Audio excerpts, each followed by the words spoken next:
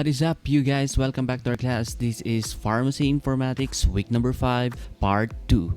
So for today's topic, we'll be dealing with Health Informatics that focuses on our privacy, confidentiality, and data sharing. So with no further ado, let's proceed to our discussion. Okay, so let's proceed. In the rise for information age, placing computer application in healthcare setting would involve two competing values. So, meron daw dalawang values na naglalaban when we are talking about the application of computer application in healthcare setting. So, ano ba yung two competing values na yun? First is the free access to information, and second is the protection of patients' privacy and confidentiality. Please do note that information should be readily available to health professionals. Tama? Gusto natin yun? Yes, that's correct.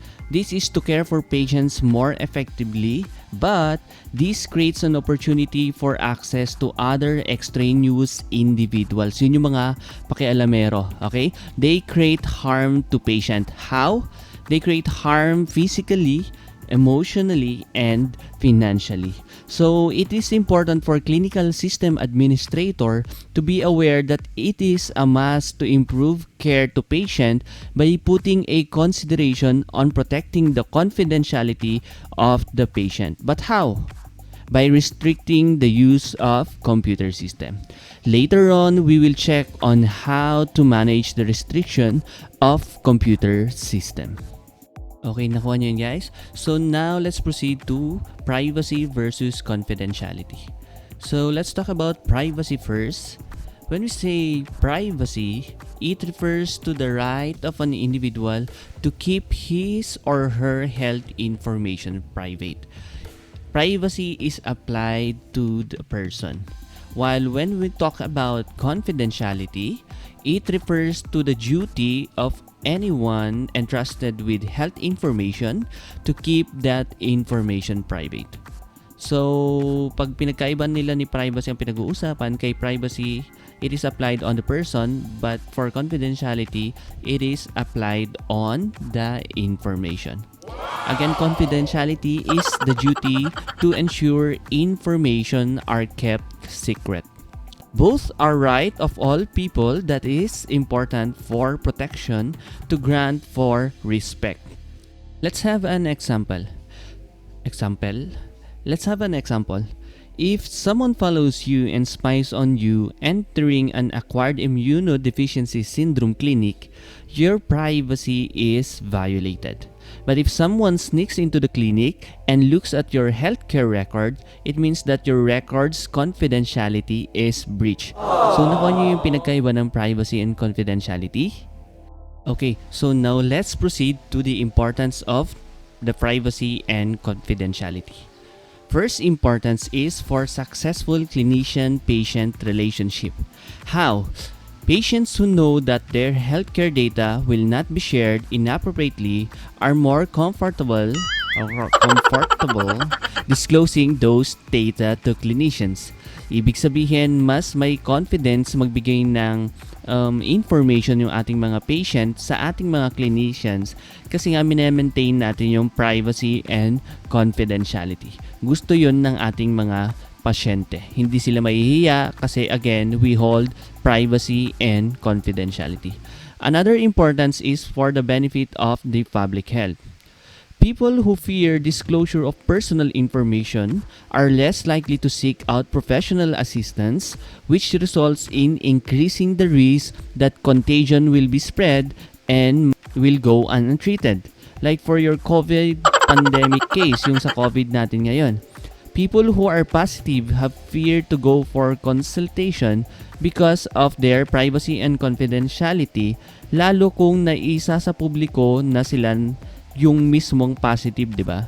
So, ayun, it's good for the public health na na-maintain natin yung privacy and confidentiality. Kasi pag natatakot yung mga pasyente natin na lumapit sa ating mga clinician, lalo na pag yung sakit nila is na madaling maikalat, like ito ang case ng COVID, lalong lalala yung pandemic natin. Tama ba?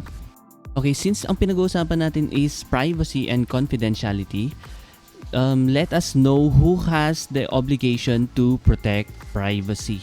So, sino ba yung mga may obligation for protecting our privacy and also our confidentiality? So, sino-sino nga ba sila? The obligation to protect privacy and to keep confidentiality falls into the system designers and maintainers, to administrators, and ultimately to us clinicians like the physicians, nurses, pharmacists, and other people who elicit the information in the first place. So, nakuha nyo guys kung sino yung may mga obligasyon na protektahan ang privacy and confidentiality ng ating mga pasyente. So, now let's proceed to our last topic, which is all about data sharing. Access of the electronic patient's records is of importance for clinicians and other people who need timely and accurately patient data, lalo na sa research, yung mga patient data natin. For best practice in data sharing, access will always need the patient's consent. So, consent matters. Ano ba yung patient consent? Patient consent is a consent which is freely and voluntarily given by a patient with capacity who has been given all the information. So, yung pasyente natin, alam niya na kung anong mismong gagawin sa mga datas niya. Okay? Lalo na sa clinical trial natin, guys, patient consent is very important. Like yung mga like sa phase 1, yung mga patient doon is healthy, so they need to be aware kung ano yung gagawin sa kanya sa kanila since experiment to. So yung patient consent na yan, siya magsasabi na yes, okay lang na gawin nila sa akin to. Nakuha? So back to my question a while ago. What was my question a while ago? How are we going to manage the restriction of computer system? Since ang pinag-uusapan natin ay privacy and confidentiality, lalo na sa data sharing. So how are we going to manage the restriction of computer system? So we have two approaches of managing the restriction of computer system. Ano ba yung two approaches na yun? First, we'll be talking about the technological method. So for technological methods, we have two ways. How? First, by ordering the computer in authenticating users by making sure that users are who they say they are, prohibiting people without a professional need from accessing health information. So this way, guys, you will be given your own username and password para ikaw yung makapag-access sa computer system natin, yung mga databases ng ating mga pasyente. Second is by featuring a log on the computer system. Yung log na yun, guys, it will help us check who access the computer system. Meron din tayo nito sa Google Classroom. So kung nag-upload kayo ng mga reports nyo, nakikita ko kung anong oras nyo in-upload at kung sino yung nag-upload. Nakikita ko rin kung sino yung nagdi-delete ng datas, kaya ayan, warning. De, joke lang. Okay lang yun mag-delete ng data, basta wag nyong i-delete yung datas ng ibang kaklase niya. Okay? Second approach is called your policy method. Policy method, they create security and confidentiality committees and establish education and training programs. How? By policy on hospitals and healthcare organization. So gumagawa sila ng mga policy na dapat maprotektahan yung privacy and confidentiality ng ating mga pasyente.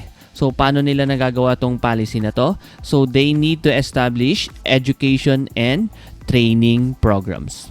Okay, so now we're down to our last topic, which is the importance of data sharing. This is important for research, tama? So they can access clinical data na gagamitin nila sa researches nila. Another importance is for expansion of evidence-based medicine. Naalala nyo ba yung EBM natin? Yes. So sa expansion of evidence-based medicine, checking data which are relevant evidence for clinical outcomes is recognized. So tinitignan nila yung mga data na alam nila makakatulong sa pagproduce ng clinical outcomes, which is kinda related sa ating third importance, which is for decision support system.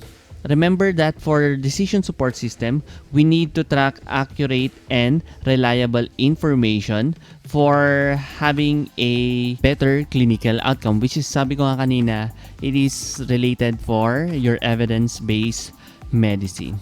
Naalala nyo yung sa mga past discussion natin that we need to note that humans' cognitive value should always be superior to machine intelligence.